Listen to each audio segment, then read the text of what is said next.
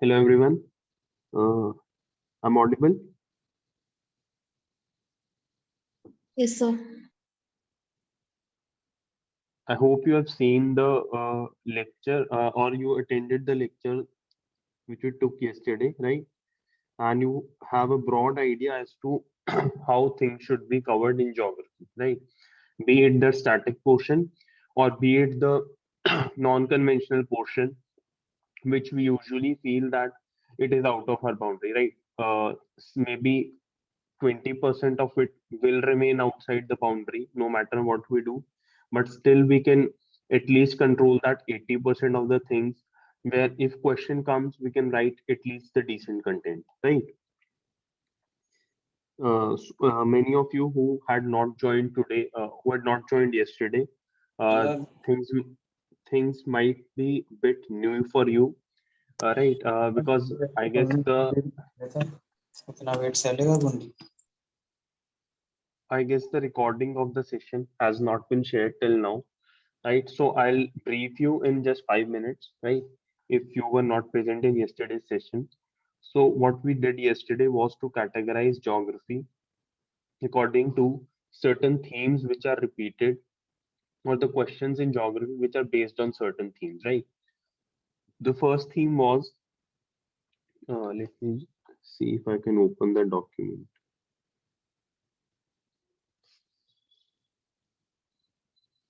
See, the first theme was, I hope you can see the document, right? Just 5 minutes, not a very long discussion on this. The first theme was basic physical geography, where all the topics which you have read till now, geomorphology, evolution of the earth, right? Then climatology, oceanography, all these topics and questions have been asked from these topics as well, right? So here you can see. Next theme is Indian physical geography, right? Questions have been asked from this theme. Then the next theme, important geophysical phenomena, where we discuss floods, droughts, desertification, urban flooding. Please mute, everyone, please mute your mic. Please be really cautious about this fact because it creates disturbance in the recordings then.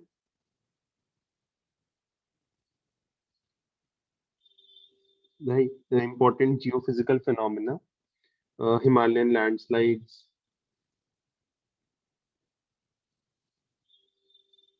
tropical cyclones, El Nino, right? Heat islands formation. Then the next theme was climate change. Next theme, climate change, and questions have been asked very variedly as far as the climate change theme is concerned. The next theme, which is not directly available in the syllabus as far as GS1 is concerned, but is usually seen in the questions, is the biodiversity, ecosystem, and environmental pollution theme. Like questions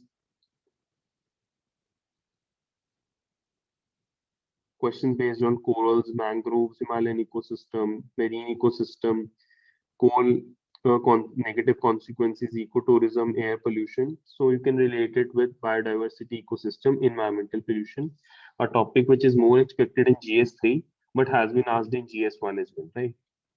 Maybe indirectly you can relate it to some aspect of the core GS1 syllabus, but if we want to categorize it in a direct manner, it would be with this theme, right? Then some topics which we have no idea as to why UPSC is asking those topics, right? But I would call it as the general or the extraterritorial topics, right? Like, one second,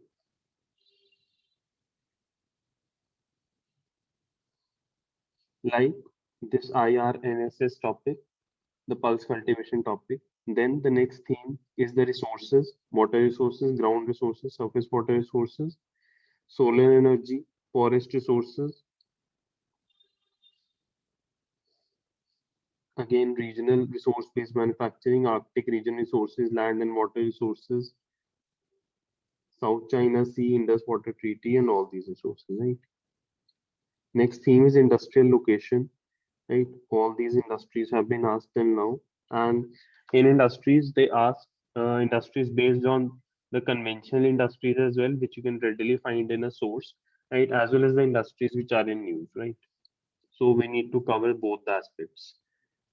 The next important theme is urbanization related theme, which is usually a part of the syllabus of society, but uh, question based on geographical themes have been asked from this topic as well, right? The another theme is transport, trade, and communication. Transport is a repeated theme in the last 6 years, right? Then we discuss about the important topics from NCRT. Basically, these are not important topics, but rather you should have a thorough, at least you should thoroughly read once or twice your two NCRTs of 11th class, right? Then these are some diagrams, right?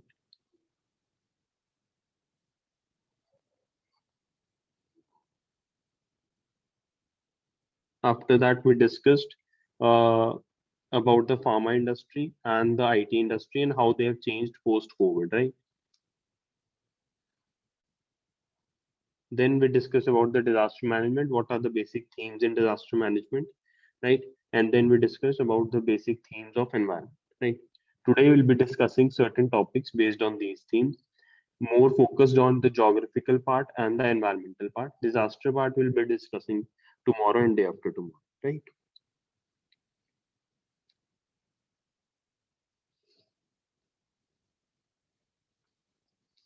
So while we'll be doing this these topics today, do not think that you know these topics, right?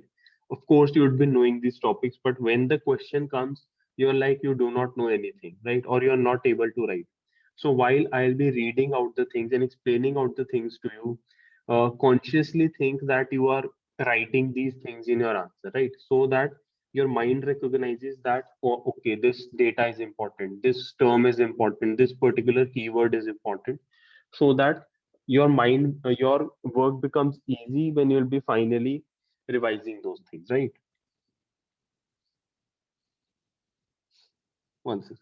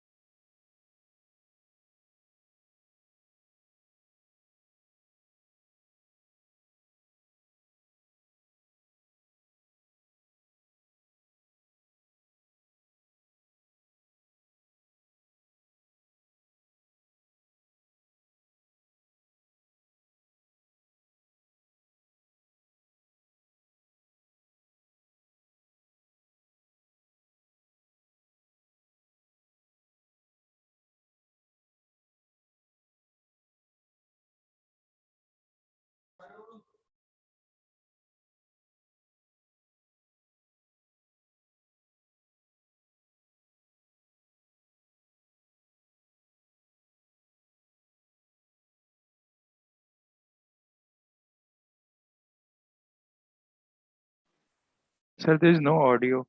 Sir, audio issue is there. Okay, I'm sorry. Right. So we are starting with the theme of climate change, right? Do not beginning with the definition, do not consider that definition is a very basic thing you do not need to know.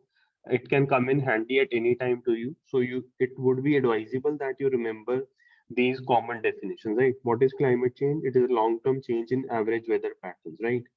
Evidences of climate change, here we are presenting certain data. You can remember two or three out of these so that you can replicate this in GS1, in GS3, as well as in your essays, right? So you can remember data related to global warming, maybe related to ice sheets, sea level rise, right? Two, three data you can remember, like in global warming, Earth in the last decade has warmed 1.09 degrees Celsius compared to pre-industrial baseline, right? One data. Another data, that top 100 meters of ocean showing warming more than 0.33 degrees Celsius since 1969. This is a difficult data to remember. Maybe you can skip it, right? Then next is Antarctica lost about 150 billion tons of ice over the last decade, right? Maybe you can equivalent, you can make it equivalent to 150 billion, right? So you have to memorize certain data, but remember that data should be quite easy for you to memorize, right? glacial retreat has happened in Alps, Himalayas, Andes, Rockies, Alaska, right? So it should be that if you'll be complementing your point, let's say you are writing glacial retreat is happening across the globe, and one student is writing this thing, other student is writing, okay, this is happening in Alps, this is happening in Himalayas, Andes, Rockies. So that would kind of make a different impact on the examiner. The examiner would come to know that, okay, you know about that these are the mountain ranges, right? Sea level rise rose about 20 centimeters in the last century, rising frequency of extreme climate events, ocean acidification, right? So these are the general data and the general impacts of climate change, right? Impacts of climate change over India based on IPCC sixth assessment report. So this is the most recent data you can get about climate change on India, right? And if you remember, what are the discussions in this report? The gist of that, more or less, things with respect to this topic would be covered, right? So IPCC sixth assessment report says there are direct near-term threats. There is a glacial retreat which is happening in Hindu Kush Himalayas. There are compounding effects. See, these are the terms which you can actually use in our answers, right? There are compounding effects of sea level rise and intense tropical cyclones, erratic monsoon, intense heat stress, right? So the similar thing, but the terms are such that they would make an impression on the examiner, right? Climate change is intensifying the water cycle, right? More intense rainfall, more intense drought. In some regions, you would have more intense rainfall. In some regions, you would have more intense droughts, right? Affecting rainfall patterns. Changes to monsoons are expected. We'll be discussing about monsoons and how climate change is impacting that a bit later also, as in a bit detail. Right? Coastal areas, continued sea level rise, frequent and severe coastal flooding, as well as coastal erosion. Right? So all of these dimensions you should be remembering to make your answer more variable, because what happens whenever the climate change and its impact comes, you're like, okay, you know everything but you're not able to write. So for these type of topics where you feel that you know everything but you're not able to write, it is advisable that you actually remember the things, right? Because you would not want to waste your time on those things which you know but you're not able to express it, right? It is okay to waste time on those things where you actually need to think, right? Where you do not know, you actually need to make up things, right? But it is not a very wise use of time where you actually are clear as far as the concept is concerned, but because you are not very proficient with the expression kind of thing, there you are eating time, right? So identify such topics where you are comfortable with the conceptual part, but you are not comfortable as far as the expression is concerned. Try to cram, try to memorize those things, right? Because it would ultimately save your 1 minute, 2 minutes, 3 minutes, right? And it would ultimately be the difference of 5 marks, 6 marks in each paper, and maybe 20 marks across all the papers, right?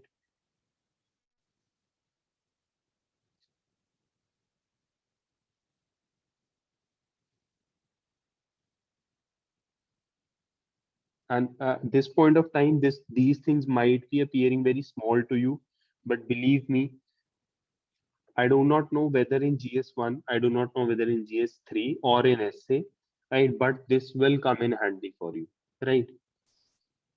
So climate change is an important theme, which you should have a broad idea about.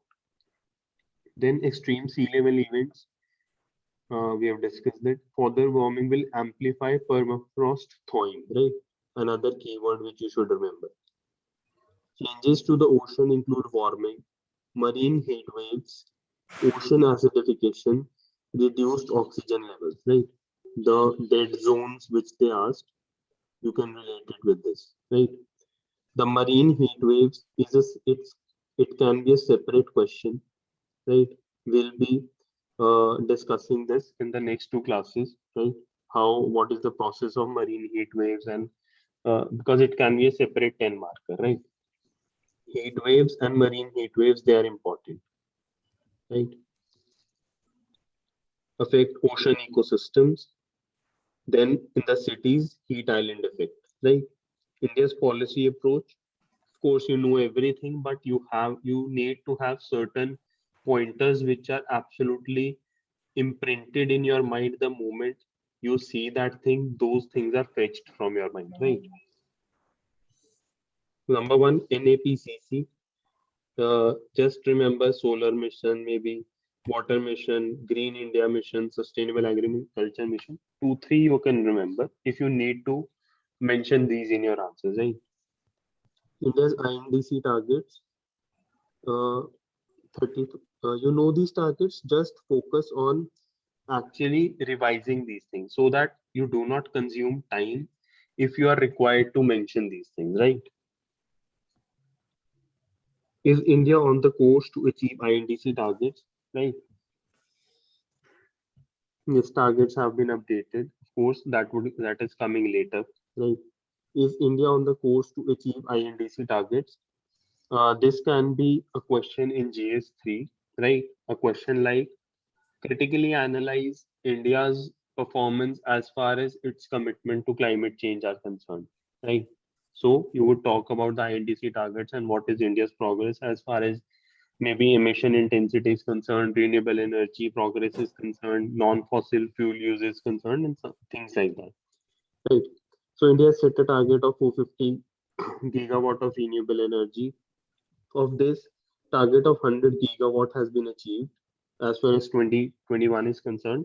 So this is important data, right? 100 gigawatt has been achieved out of 450 gigawatts.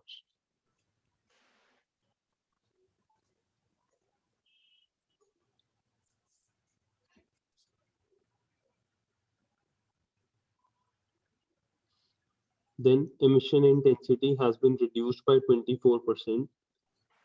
Renewable energy addition has been exceeding that of coal-based thermal since 2017. This is an easy fact which you can remember, and this is a very effective fact that since 2017, the annual addition, as far as the non-conventional and the conventional sources are concerned, non-conventional energy resources addition is exceeding the conventional, right?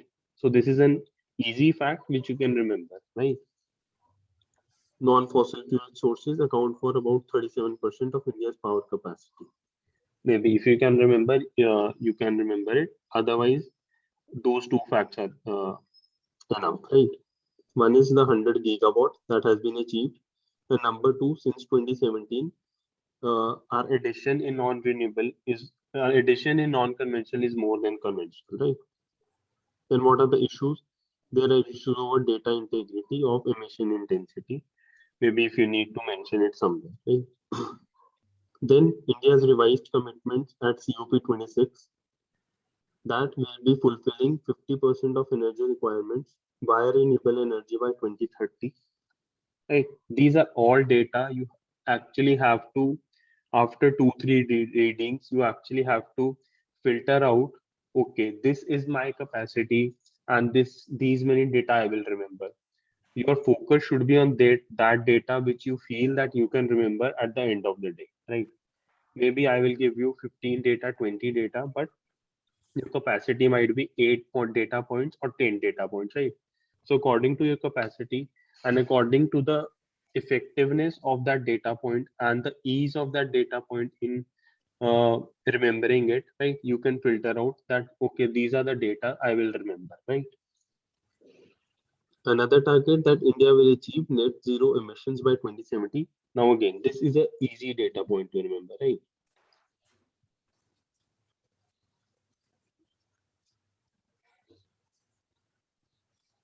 Challenges before India's commitments, that all general points from mains perspective, these things are important because maybe in the essay you might be required to write it, maybe in GS, right? So existing laws are not adequate.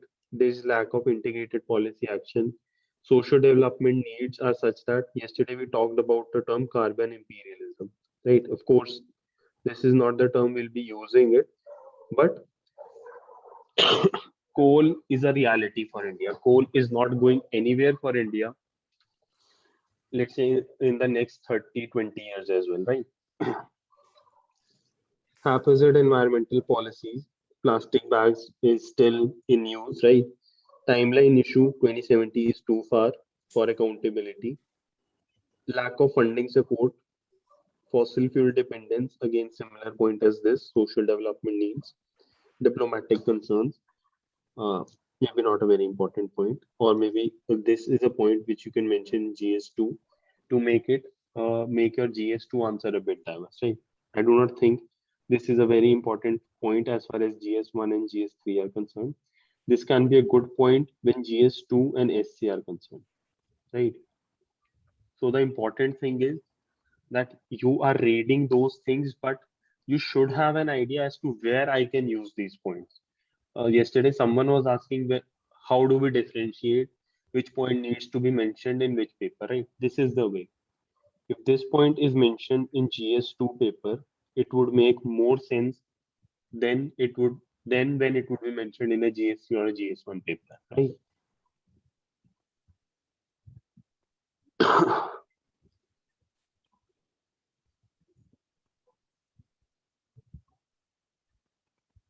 Of course, most of the things which we'll be discussing today are those things which you already know. As I've said, your focus for today's class should be that, okay, while I am attending this class, I should also do some kind of mental answer writing, right? Okay, when you're going to, okay, erratic monsoon, see yourself, visualize yourself that, okay, you are writing on the piece of paper in your final answer sheet, erratic monsoon keyword, right? This is the way your brain will actually consider that, okay, this is an important thing, and it will eventually help you to write that answer, you to write that keyword in the final day, right? Way forward, integrated ministry needs to be there, stress on pathways to net zero. Maybe there is some issue with this point. I will have to check it out. Right? Pressurized developed countries, you can all make those points. Way forward is not much of an issue. Right. Now we'll be discussing certain impacts in bit detail because the trend of past year shows that certain aspect as far as climate change is taken, and it is asked in specificity, right? That, okay, what is the impact of climate change on this thing? What is the impact of climate change on this thing? So we'll try to cover as much as we can. The rest, you may do it with your basic general knowledge, right? Climate change impact on glaciers. Definition of glacier, no need to remember, just have an idea of what it is. Significance, storing more water than anywhere besides Arctic and Antarctic, right? People depend, livelihood issues, livelihood, then hydropower. Effects of climate change on Himalayan glaciers. Variation in Himalayan climate is happening because studies say that fall in temperature extremes in Western Himalayas, while overall temperature is rising in Eastern Himalayas, right? So this is an important geographical dimension which you can consider. That, okay, in the Western Himalayas, where the climate is more severe, right? There the temperature extremes are falling, right? That is the gap between minimum and maximum temperatures is reducing, while overall temperatures they are rising in Eastern Himalayas. So this is a very specific point, what you call a value addition kind of thing, which you can remember. And the points which we are discussing today, it's like you would feel that, okay, I know this point, but while you will be writing, you would not be able to remember those things. So the idea would be take up after this PDF is shared with you, take up those 5, 10, 15 points and maybe write it separately for yourself and keep revising them so that when the time comes for answer writing, you're actually able to fetch that data point from your mind, right? Increase in winter rainfall is happening, decrease in monsoonal rainfall, right? Variations in Himalayan cryosphere, that is the region or the surface covered with the ice, right? Glacial retreat is happening. Should have an idea of what is glacial retreat, right? That smaller the glaciers are breaking, right? Aerial changes, maybe you can remember this particular name, right? Impacts on runoff pattern. One second.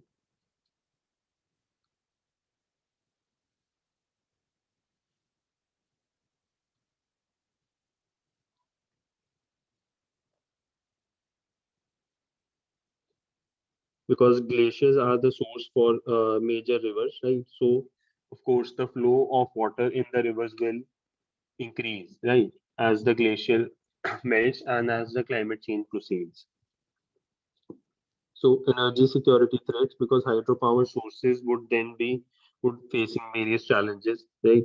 Food security threats, because irrigation would be affected, right?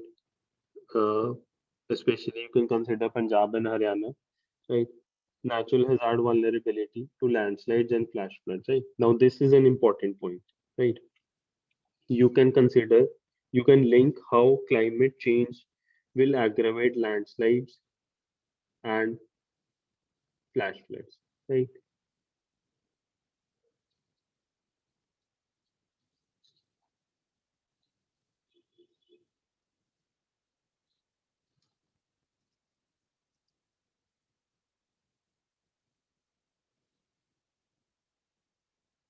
Way forward, very common way forward. You can read it out. If you feel any point you feel like mentioning or you're remembering, you can use it, right?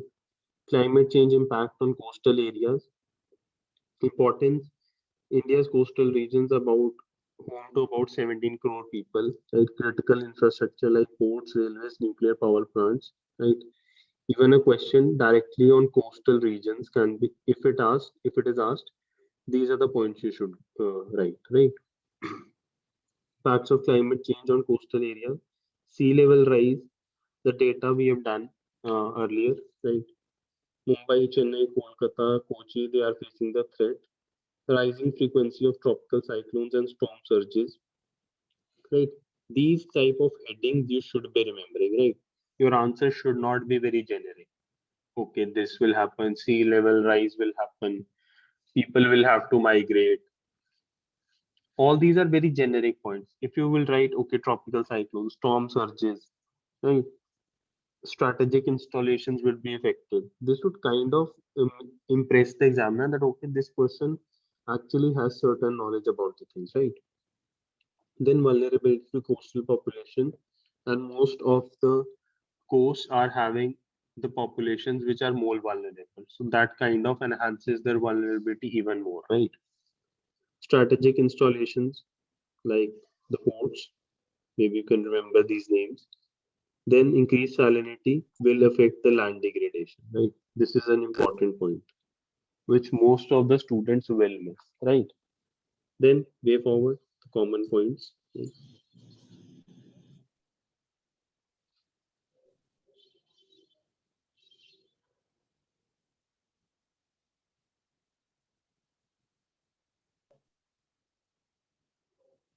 Climate change and extreme weather events.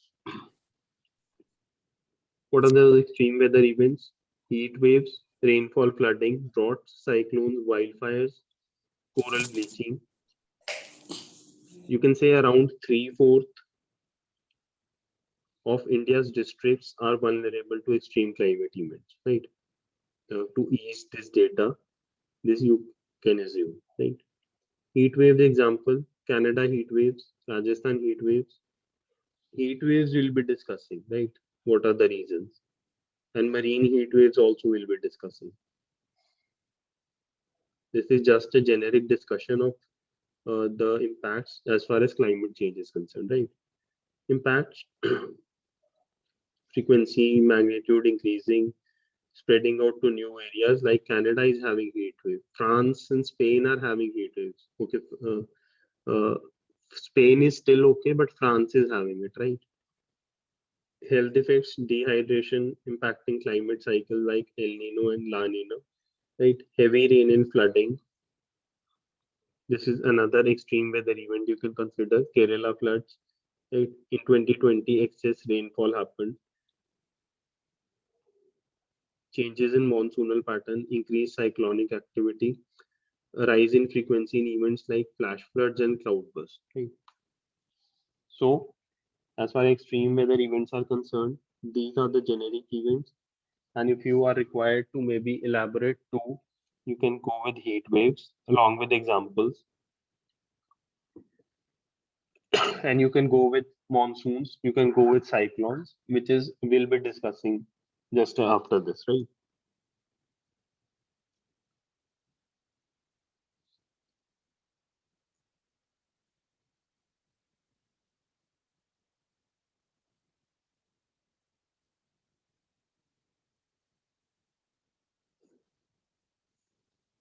Climate change and its impact on monsoon. There is a study which says that with every degrees rise in temperature, monsoonal rainfall over India will likely increase by 5%. Maybe not a very important data, right? Becoming erratic and destructive, right?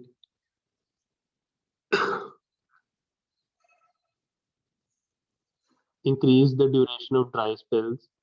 Intensity of wet spells has increased. Weakening of land sea temperature gradient.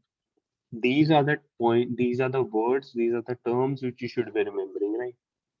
Again, I'm focusing more on those things which should be reflected in your answers, right?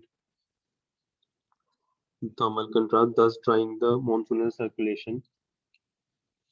Changes in El Nino, La Nina circulation, right? And do not think that, okay, I need to actually visualize how this is happening because neither do we have that much time for these things, nor there is any specific correlation which we can establish. It's just that these are the studies which say that these things are happening, right? Or either these things are forecasted. So it is in our best interest that we actually, maybe you can say, even if we cram these things, that is also okay, right? Until unless your optional is geography, you do not need to really go into too much details as to why these things are happening, right? Then drought, over a fifth of India is facing drought conditions, right? This is a diagram. You can see this diagram. Then impact of climate change on marine ecosystems.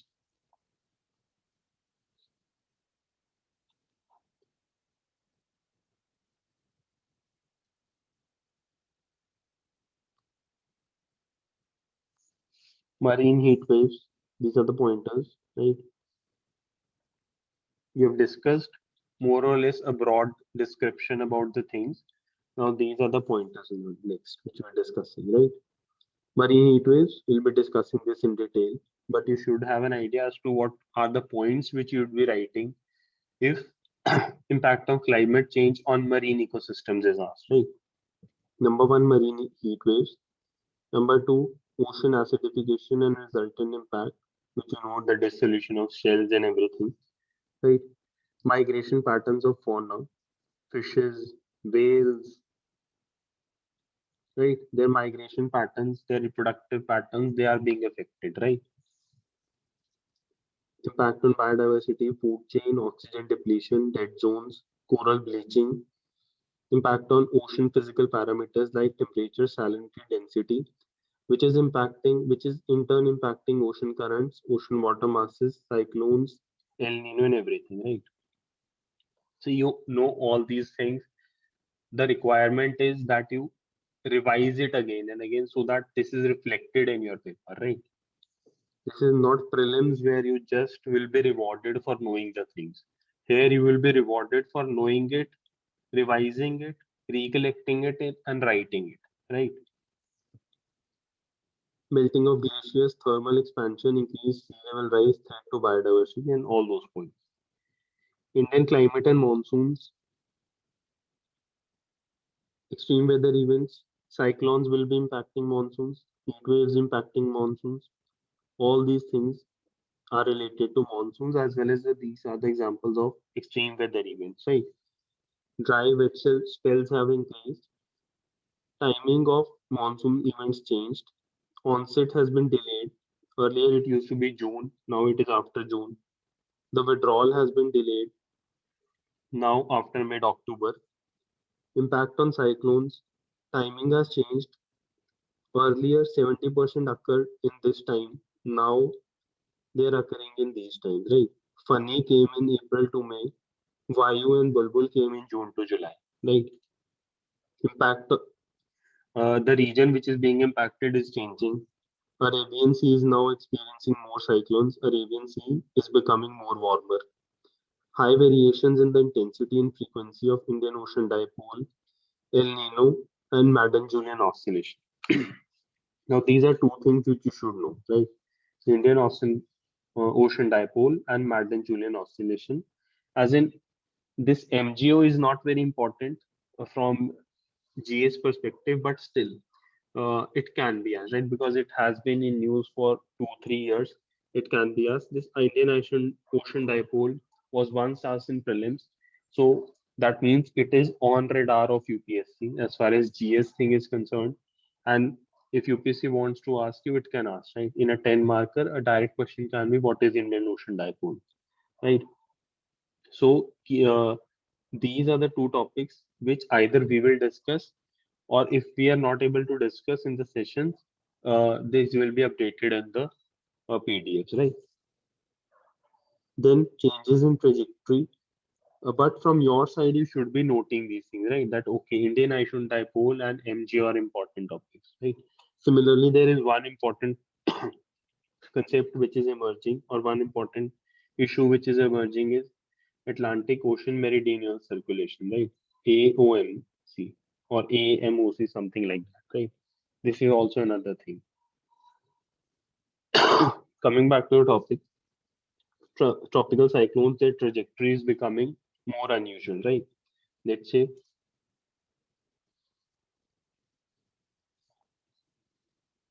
the recurve path of cyclones, it is becoming unusual, right? Let's say this is the thing, and if they used to go like this, right? Now they are turning like this, right? Going more towards this, going more towards this, right? So the trajectory is also becoming more unusual.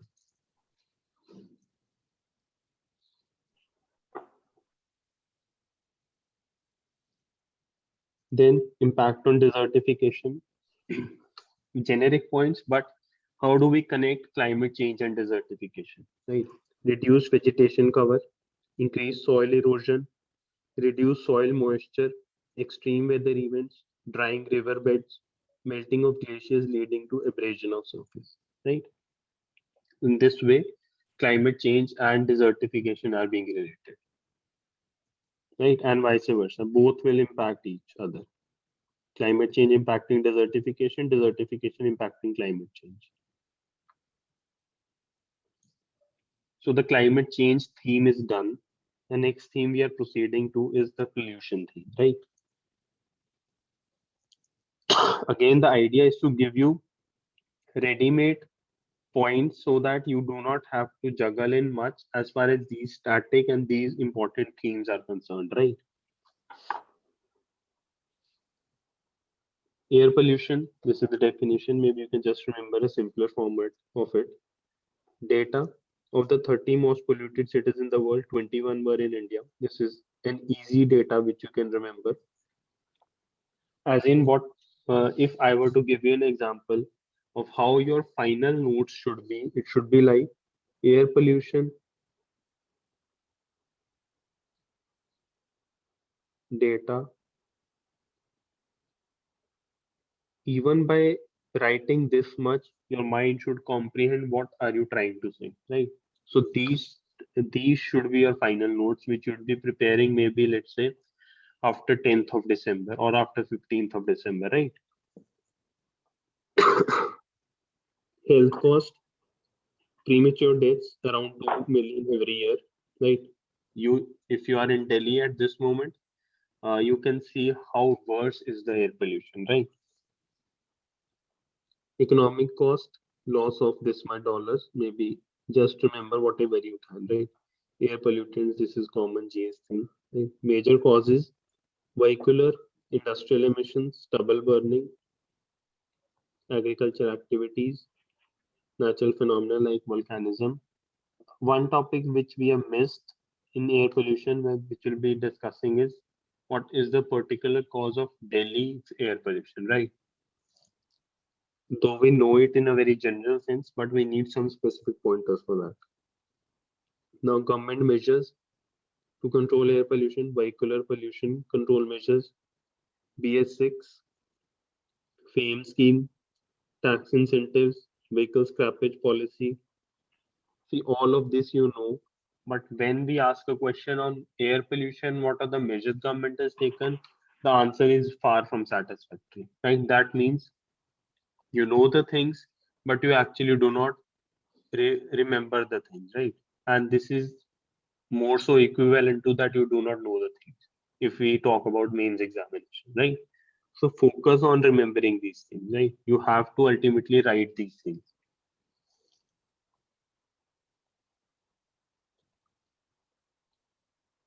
Air pollution control measures, NCAP 2019. These were the targets.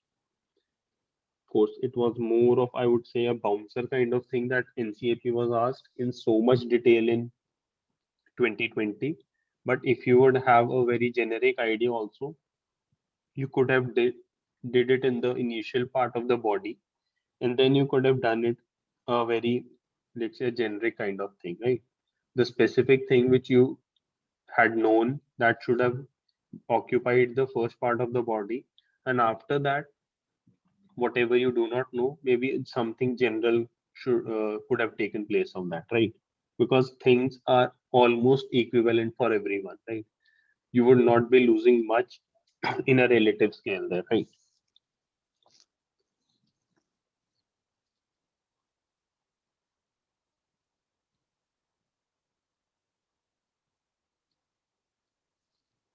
Then suffer system, NAQI, GRAP, green crackers, smoke towers, all these are initiative. When you mention this, it creates an impression, right? Measure to reduce stubble burning, Pusa decomposer, super stubble management system, Happy Cedar, provided by Punjab government, emission trading scheme by Gujarat. One second.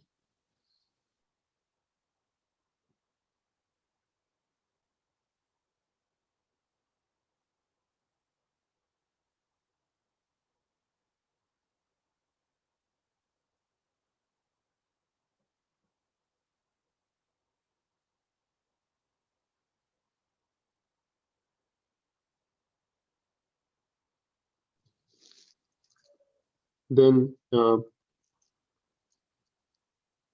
Mantri Ujjwala Yojana. Way forward, you can see this. Right? Next is marine pollution. Marine pollution is expected this year because it has been long. This question was, I think it has not been asked till now.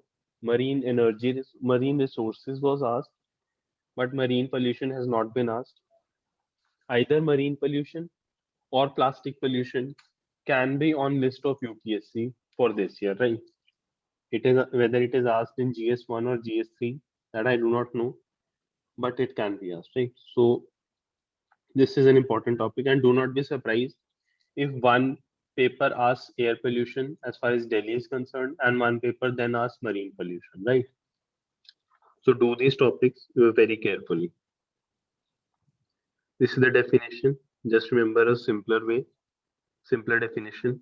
Pathways of marine pollution: direct discharge, land runoff, ship pollution, ballast water pollution, oil spills, atmospheric pollution, dust storms in Sahara, maybe going into Mediterranean and all, right? Deep sea mining. Types of marine pollution: marine debris pollution, gyres are formed, right? And at the coastlines, plastic pollutions. Around 8 million metric tons of plastic enter the ocean every year, projected to triple over next 3 years, right? These type of data you should remember, right? Because This is an important topic and this is an easy data to remember, right? 8, okay, 8 is being added every year and it will triple in the next 3 years, right? So 3, 3, something which you can remember, right? Ocean acidification, nutrient pollution, eutrophication, bioaccumulation, PCBs, GDT, and all these common knowledge from your prelims, right? Heavy metal pollution, noise pollution.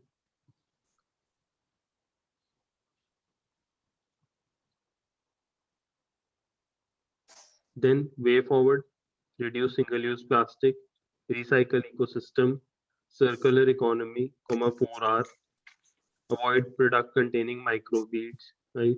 And all these common points.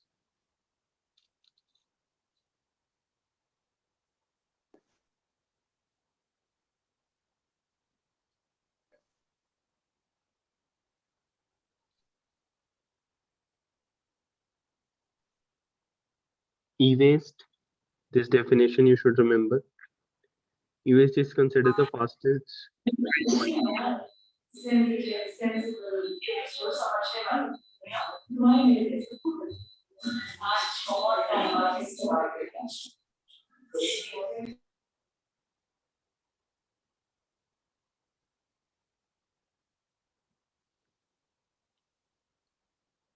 Annual volume touching to 60 billion tons, right?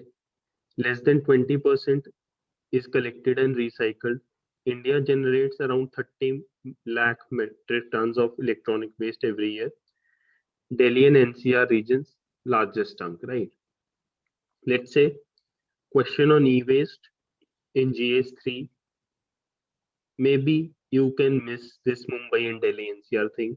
Question in GS1, it would create an impression if you write it there, right? So the core thing remains the same, but if you can mention those spatial aspects in GS1, that would kind of create a good impression, right? Moreover, data in any question creates an impression, right? E-waste management rules, PRO, right? E-waste exchange, deposit refund scheme, CFL and Mercury brought under purview of this.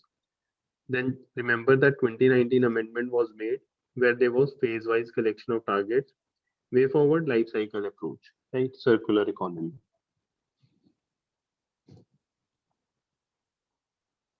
Maybe this is a bit of a less content as far as e-waste is concerned. There needs to be some addition to this, right?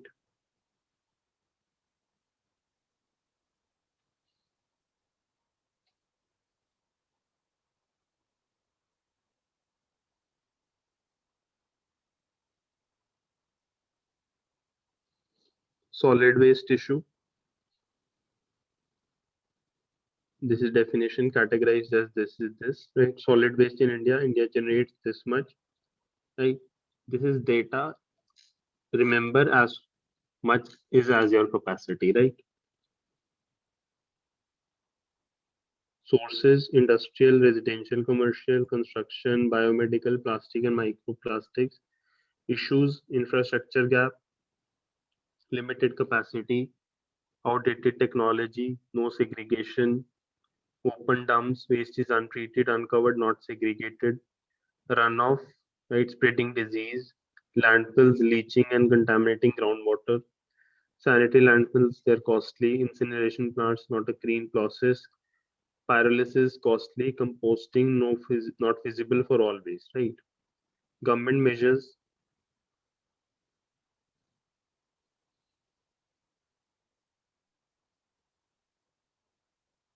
solid waste management rules, segregation at source, categorized into this, right? Collect back scheme, user fees, waste processing and treatment, waste to energy, right? Now, as I read these things, you are like, okay, I know these things, but always have this perspective that do I actually remember these things, right? Can I actually fetch these things when I need to write it, right?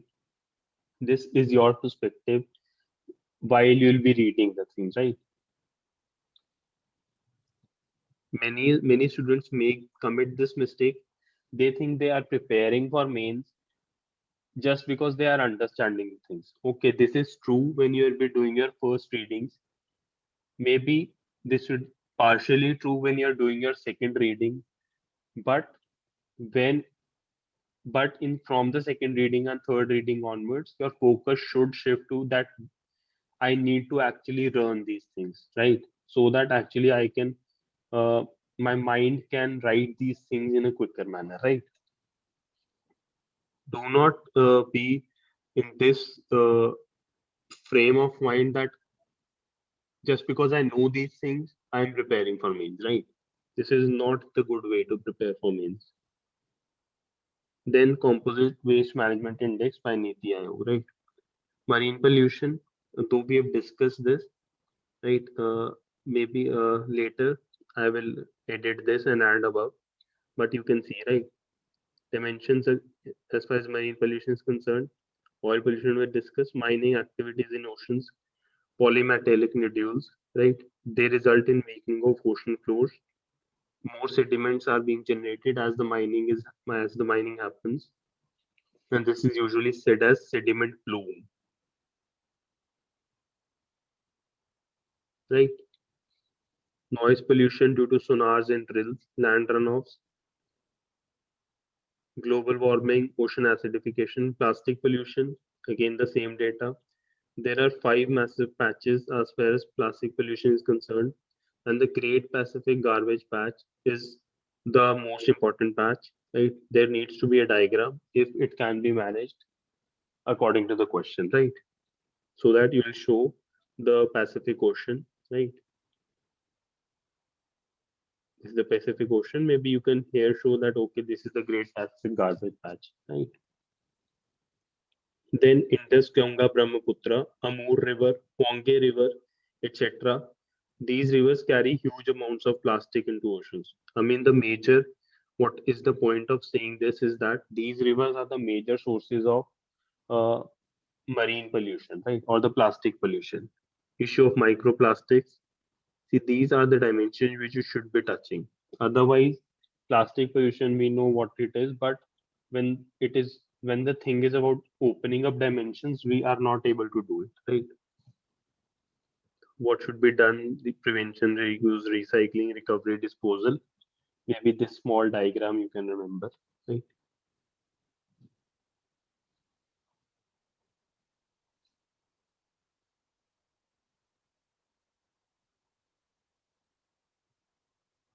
One second. Impact of plastic pollution. Marine biodiversity is impacted due to ingestion, entanglement. Tourism is affected, contributes to global warming, impacts on food change due to carcinogenic substances, right? Theme of pollution is done. Right? Next, we are beginning with theme of biodiversity. Do not consider that okay, these are the only topics which will be touched. Some more topics will be touched, but these are the topics which have been added till session 2, right? That is why I was saying that do not, whenever the PDF is given to it, keep this PDF for 3 4 5 days in PDF form, and when it is finalized, at least when it is finalized up to let's say 85 to 90%, then only get it printed, right? After Afterwards, whatever additions will be made, that would be made in a separate place, right? So you can separately read it, right? But do not get it printed at this moment only, right? Because ultimately it would waste your efforts. As far as theme of biodiversity is concerned, human animal conflict is one topic which had been in news in the past through 2 3 years, bit less in news in last year, but UPSC has not touched this topic, right? So it can be asked more or less. Most likely in GS3 they can ask this topic, right? That human wildlife conflict is emerging as a big issue, as a significant issue in recent times. Reasons, solution, India's progress, and something like that. Like reasons: shrinking habitat due to agriculture and infrastructure expansion, increased interference of man in natural forest, reduced biological productivity of forest, reduced prey base. Right?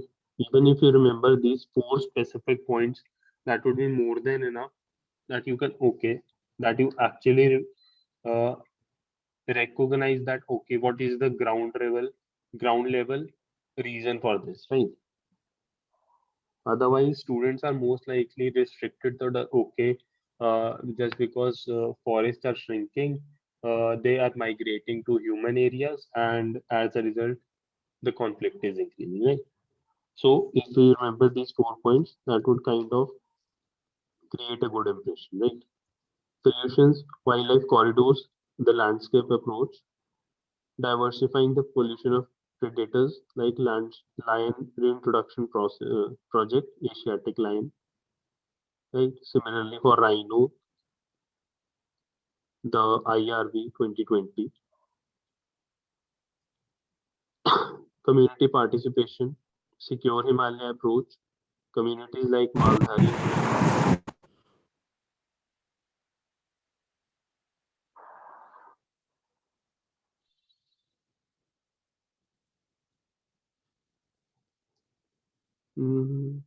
Next important theme, important geophysical phenomena. More or less, this theme complements with two things. One, your core GS preparation, core GS geography preparation, where earthquakes, volcanoes, landslides, these things you can cover from your core geography. Right? Another thing is they complement with your GS3 disaster management. Right? Two important topics which we have to discuss here, right? Which are not very readily available, but they are kind of you would say the extended topics or the small topics which can be asked, right? Urban heat island has been asked already, but it was way back in 2013. So there is every possibility that it might be asked again, right? What is urban heat island? It is the center of the city, which is warmer than the rural areas surrounding it, right? So if this is the city, this would be your urban heat island, where the temperature would be more than the surrounding areas, right? More.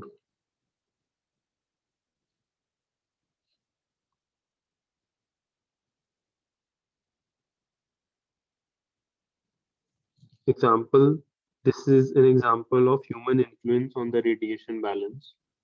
You can say it, heat budget on the local scale that is being impacted due to anthropogenic activities. What are those anthropogenic activities? Concrete structures, they absorb heat, they have low albedo due to materials like asphalt. Closely spaced tall buildings restrict the flow of air, transportation industries, and all these things, right? That is why the temperature at the core of the city becomes more, right?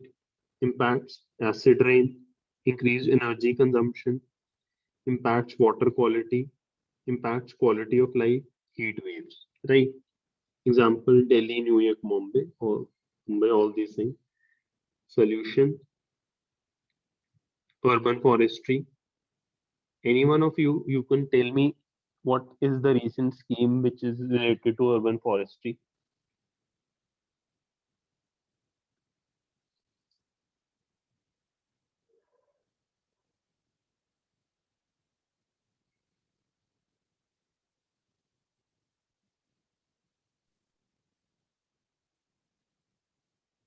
Government has launched a scheme related to urban forestry.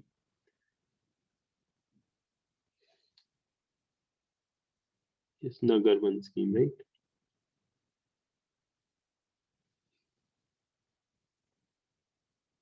Green transportation, white roofs, importance of wetlands. So three, four diverse points, right?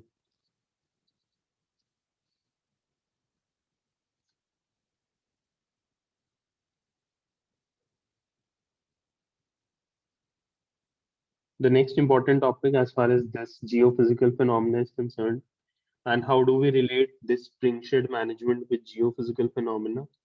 It is in a very indirect manner. Geophysical phenomena, you relate with floods and droughts. With floods and drought, you relate watershed management. Because this watershed management has been asked, that's why we'll be discussing springshed management, right? So I thought of categorizing it under geophysical phenomena, right? What is watershed management? Management of river basin using non-structural interventions based on local hydrology, where you consider river basin as a complete unit, right? There are no political boundaries, there are no geographical boundaries. You consider river basin as a unit and you conserve it as a whole. Springshed management, what it is, it includes watershed management, right? Plus it includes groundwater management, plus it includes aquifer management. Aquifer management includes percolation and groundwater recharge, right? Just remember this thing, right? There is absolutely no need to uh, be too involved as to what it is. This is just a concept which you should remember, right? Springs, they have been historically important source of water, especially in hilly areas, and recharge of downstream water bodies. 30% of India's land facing desertification can be addressed by springshed management, right? So even if it is not asked, you can indirectly mention it as a point, right? So we are done with the this geophysical theme. The next theme is resources. Water as a resource has been time and again asked. I guess out of the last 8 years, it has been asked 4 to 5 times in GS1 and GS3. So it is advisable a bit to actually discuss it, right? And what happens, students usually do not have content on water thing till the last moment, right? So that this is being discussed just to fill the gaps, right? Surface water, this is the definition. Availability depends upon precipitation in the watershed, storage capacity, permeability of the soil, runoff, timing of precipitation, everything. Data is important. 17% of world population, but 4% of freshwater resource. And remember, this year, prelims, there was a simple question on the proportion of water, right? That means this thing is again on the list of UPSC as far as their questions are concerned. So do not be surprised if maybe a basic question on water or maybe an advanced question on water is asked, right? Issues associated with surface water, anthropogenic interventions, increasing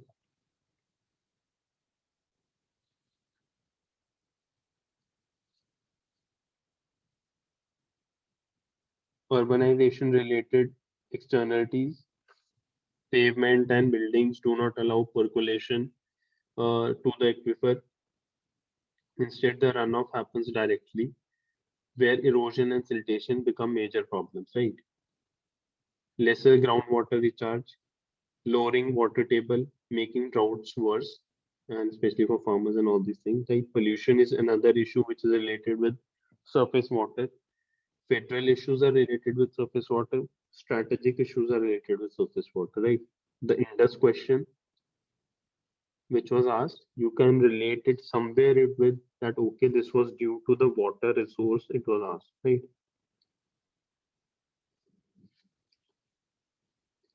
Government policy, Article 262, you know, National Water Policy 2001. What is the scheme, the recent scheme which the government has launched with respect to surface water?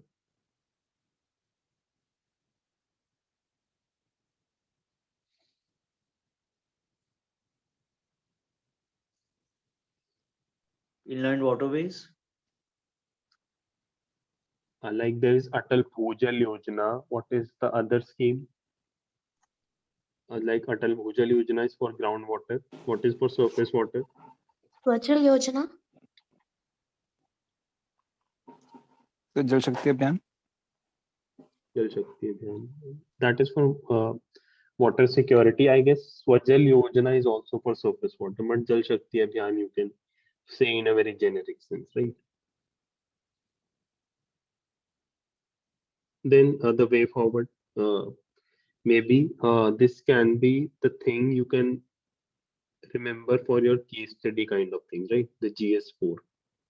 If any case study around, let's say, issue related to water is being asked, you can say, okay, individual level this, institutional level this, government level this, society level this, right? Or maybe a similar approach for essay can be followed, right? That in because as far as water is concerned, we are not short of solutions. We are actually facing the problem of plenty there, right? So it becomes important as to how do we categorize the things, right? So you can say, okay, at individual level this, institutional level this, government level this, and society level this, right? Case study: Ganga pollution. Importance of Ganga is being given here. So maybe in essay you can use this, or maybe 2, 3, 4 lines in GS1 or GS3 you can use this, right?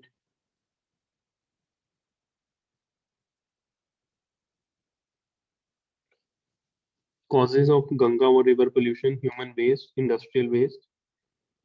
It would make a generic point a very specific point if you mention these things, that okay, Allahabad, Varanasi and Patna are the reasons, right?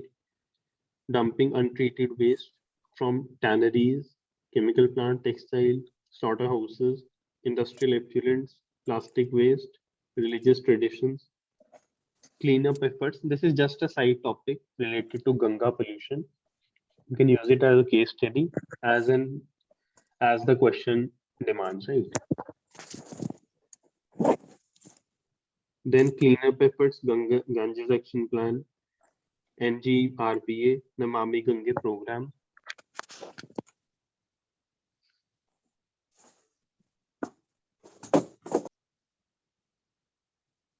Right.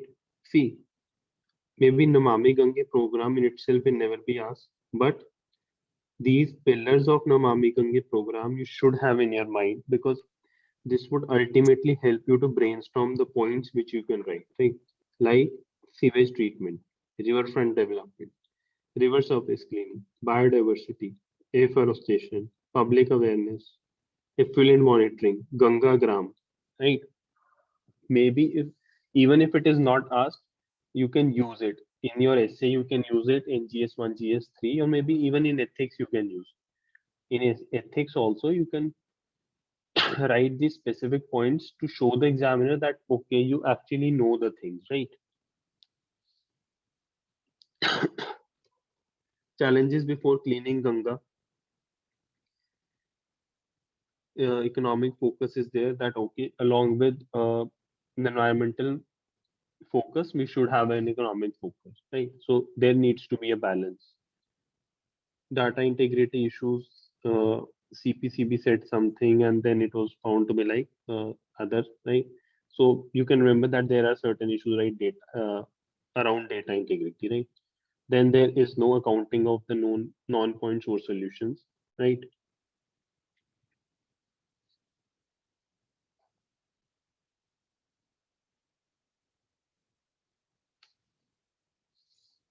Ease of doing business is being focused. Environment, EIA sightline, bureaucratic issues. What is the way forward?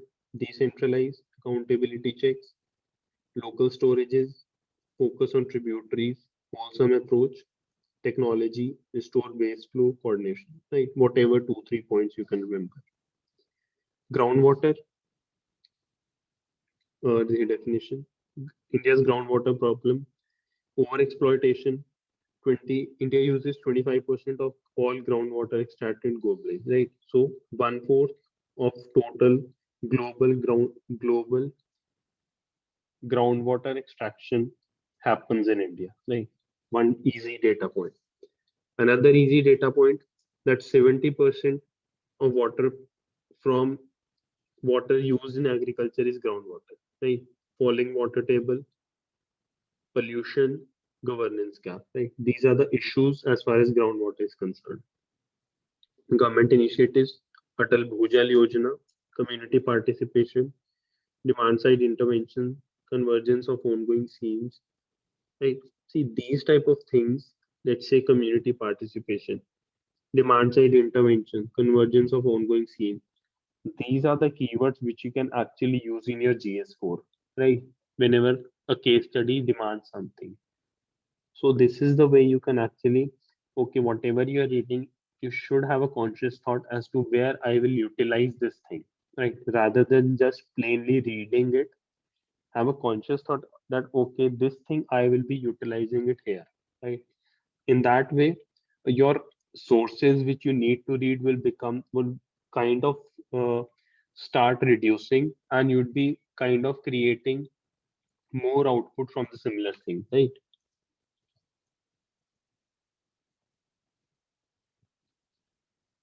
Then National Water Mission.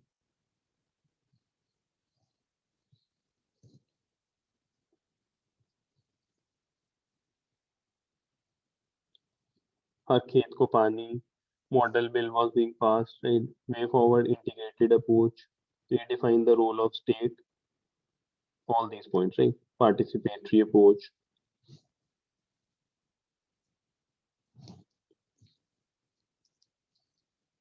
Then next is the new and emerging renewable energy resources, right? This is important as far as the prospects for a question this year are concerned, right?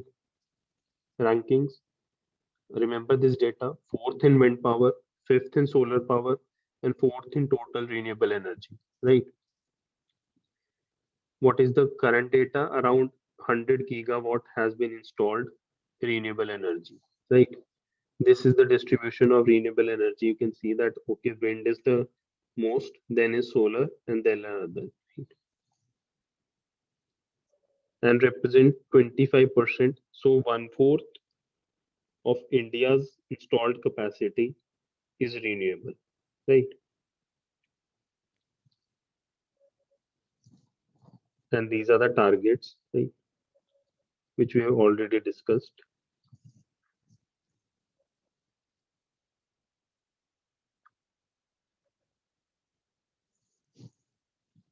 Solar energy, 47 gigawatts.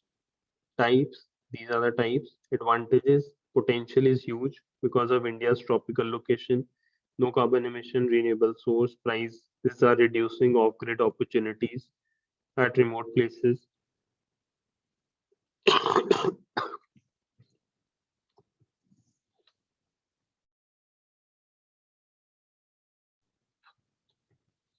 Challenges in solar energy: cost competitiveness. Coal is still a cheaper source. Intermittency, land scarcity, import dependence, grid integration issues.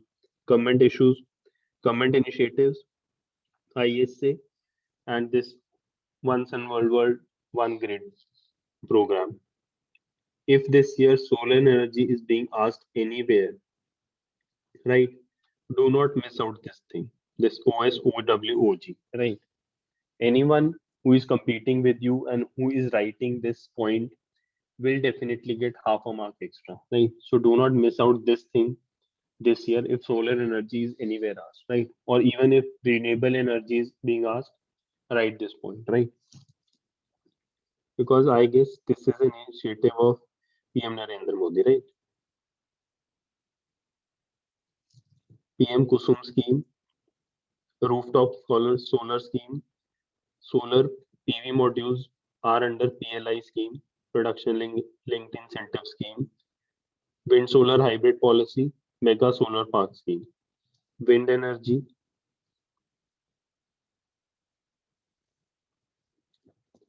India's fourth largest installed water capacity. Around 10% of India's installed power generation capacity is wind. And types offshore, onshore. Remember whatever little and more data you can remember, right? According to your own capacity. Wind power capacity mainly across southern and western regions. Huge potential. Challenges: limited R&D, seasonal grid integration issues, environmental issues, Indian busted hit, regional in nature, right? Biofuels. From your prelims knowledge, you know this thing. Just for the just for that, you actually remember that this thing can be asked. This has been put here, right? So you can read this thing, right? This is the definition of biofuel: anything which is derived from an organic matter, right? Then first generation biofuels are what? Second generation are what? Should have a broad idea, right? Do not consider that this can never be asked in mains. Of course, specifics cannot be remembered, but should have an idea that okay, first generation is food crops, second generation is non-food crops, third generation is specially engineered energy crops such as algae, and fourth generation is around capturing and storing CO2, which is carbon negative, right? Advantages, the common advantages, right? Disadvantages, expensive compared to conventional sources, scope for industrial pollution, NOx emissions, changes in land use, that crop versus biofuel issue, right? Less suitable in low temperature areas. National policy on biofuels. This is the target, and targets have been revised this year. So whenever you'll be revising your current affairs, look that up, right? Then marine resources. This has been asked, I guess, in 2013, and it can be asked again, right? Because it has been 8 years since it was asked. So it becomes a potential question. How do we categorize marine resources? Number one, biotic resources, where you include fishes, planktons, benthic resources like crabs, corals, mangroves, sea kelps, certain algae. They're having food and medicinal properties, right? And while you'll be reading your oceanography and your general geography, you have an idea as to where the fishing grounds are, where the coral reefs are, where the mangroves are. So maybe you can draw a map accordingly, right? Energy resources, maybe they are okay, they are after this. Mineral resources, the polymetallic nodules, what are they? They are the deposits and precipitates found in deep waters, formed by precipitation on some nuclei, rich in rare minerals. China is the highest producer, while India is the net importer, right?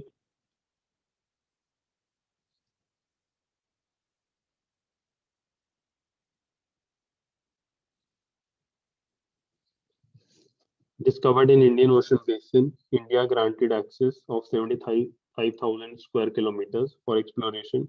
However, environmental issues in extraction. These are the other mineral resources: diamond, monazite, zircon, right, in Africa and Australia, gold placer deposits in East Alaska, sulfur deposits in Gulf of Mexico. Right? Energy resources, conventional and non-conventional. Conventional are the common ones. Oil and gas, they're found in these areas: Gulf of Mexico, Venezuela, North Sea, Persian Gulf. You should draw a map if it is, when it is asked in GS1, right? Non-conventional sources: OTEC, tidal, wave, gas hydrates. OTEC locations: Tuticorin, Kavarati. Tidal, Pagwe, Odisha, Durgadhani. Wave locations: Kanyakumari, Goa, Vizhinjam in Kerala. Gas hydrates, they are crystallized methane in shallow waters. India has the second largest gas hydrates. The important location is KG Delta, right? Then next one is theme of industries, right? We discussed two industries yesterday, the pharma and the IT industry. The rest of the industries, we'll be discussing two more industries: automobile and aluminium industry, right? And maybe coal industry if we are left with time. But the industries portion cannot be really completed in this short time, right? And our objective was to get a direction about the things, right? So it is your job to read whatever source you are following till now, or if you have not followed any source till now, then it advisable that you read Mrunal sir's blog once and get an idea about industrial location from there, because not only you'd get an idea about industrial location, but those articles would further enrich your geography knowledge, right? And within the limited horizon in which it is required, right? After this, there is a set of notes which is already prepared by one topper on industrial locations. Once you are comfortable with industrial location reading, we'll share that document on the channel, because this is a that is a publicly available document, right? The pharma industry and the IT industry we discussed yesterday, right?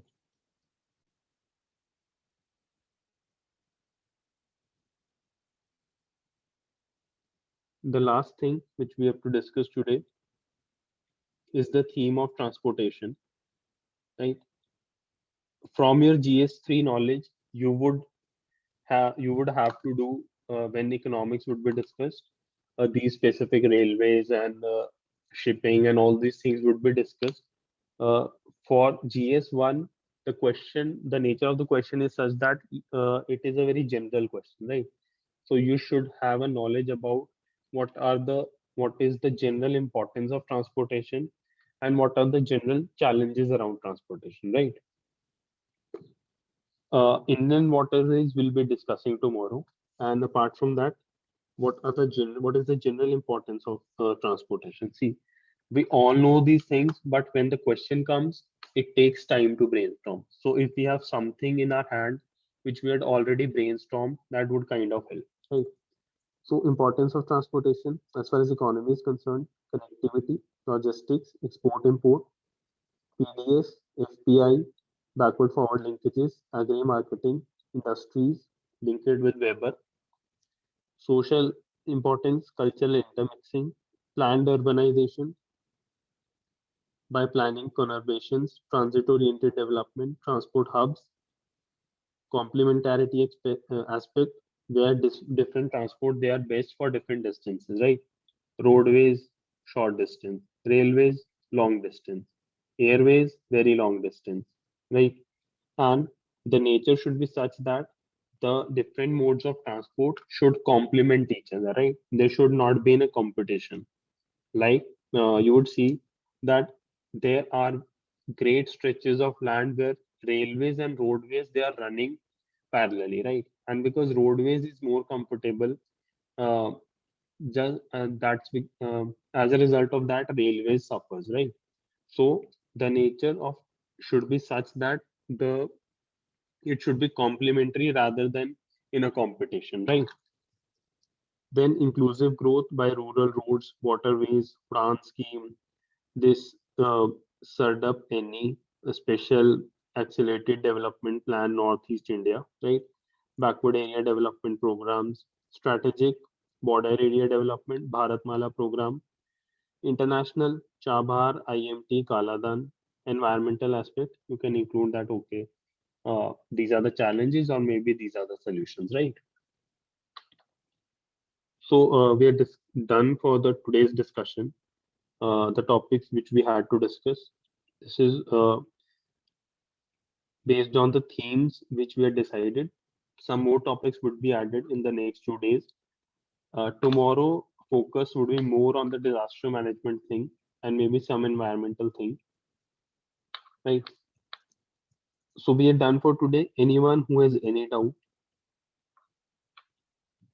And those who do not have any doubt, again, I would say, and if you're giving mains, it would be advisable that you leave the session, right?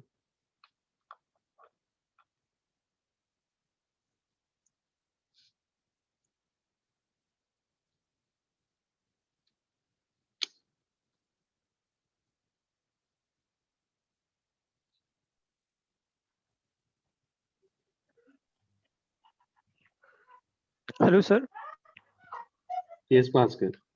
I was saying that some of the topics what you are saying that we should do some extensive study on that. Actually, at the last instant of the means, the last moment, it gets very difficult to get to remember what topics are missing or what we should do. Can you just include those things in the last of this PDF or short summary of that, which short summary of those things so that we can easily revise on the last day, D-Day, just before See, the period. Bhaskar, our effort would be कोशिश यही रहेगी कि ज्यादा से ज्यादा चीजें include कर दी जाए, right? But Okay, again, sir. it is not really possible to include everything, right? If you say me that I include the basics of geomorphology and climatology here, right? It is not really a good investment of time, right? I would try to include as much as possible, Okay. but again, it would be communicated to you in the final PDF that, okay, these are the topics which have been covered. These are the topics which should Okay. be doing on your own, right? So this Yes, level sir, of that I was communication saying. would be done. Yeah. Right? Yes, sir. In the PDF itself, if it would be there, then it would be better. Okay, these topics, you should do MS extra study or something like that in the last page or something. Right. Okay, sir. Okay, sir. Thank you, sir. Okay, Bhaskar, welcome.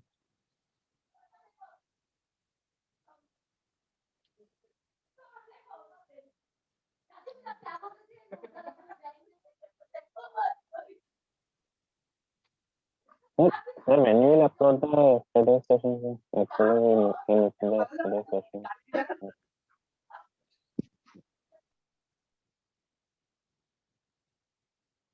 I guess no one has any more doubts.